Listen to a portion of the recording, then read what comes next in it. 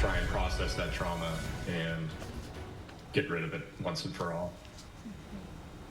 That's what I'm trying to do, but it's the hardest thing I've ever done. Well, for the first time, the partner of Heather Armstrong speaking out about her tragic death. The nationally known mommy blogger took her own life back in May. She was outspoken, called it like it is, and had worldwide followers.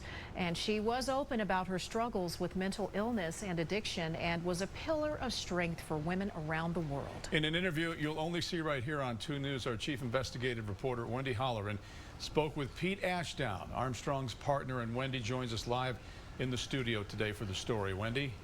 Well, Mark and Jamie, I want to warn everyone, this story is very heavy and emotional about suicide, alcoholism, mental illness, and the trauma those left behind face. But it's an important story to tell. Pete Ashdown lost the love of his life, his partner of many years, the mommy blogger Heather Armstrong. I'm devastated.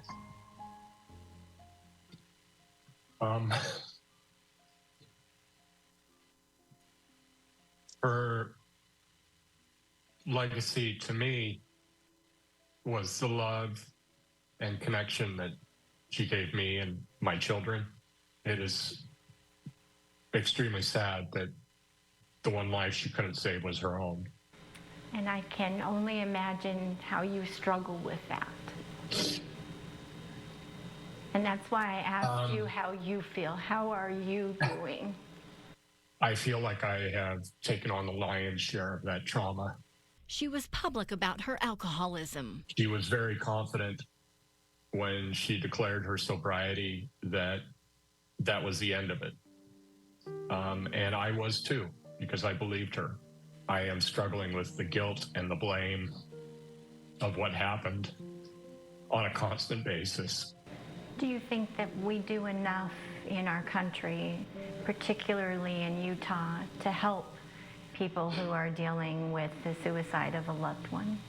I don't think we do enough in this country to help people with mental health issues. And then he candidly told me this. Unfortunately, Heather was able to acquire a firearm quite easily, even though she had had a suicide attempt in late 2021 that put her in the hospital. She was still able to go out and acquire not 1, but 2 firearms without my knowledge.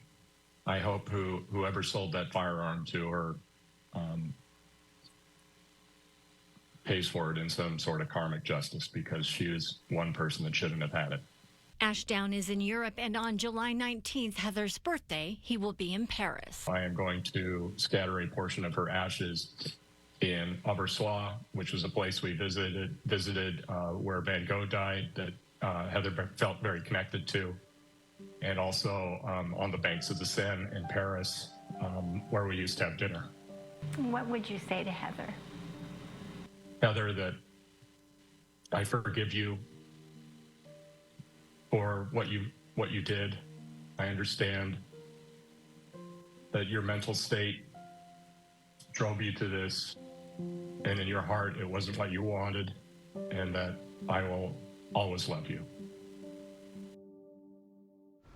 Ashdown told me that Heather's children that he helped raise for the last 5 years moved to be with their father. He says they, along with his children, are showing signs of resiliency, but that it is a tough, tough road ahead for everyone. Mark? All right, Wendy, very revealing interview there. If you or somebody you know is struggling with suicidal thoughts due to isolation or anything else, please call the National Suicide Prevention Lifeline, 988, nationwide. And something else to keep in mind is that if you or someone you know struggling with alcohol addiction, Utah Alcoholics Anonymous is open to anyone. On your screen, you'll see a list here. This is a list of cities where meetings are held across the state.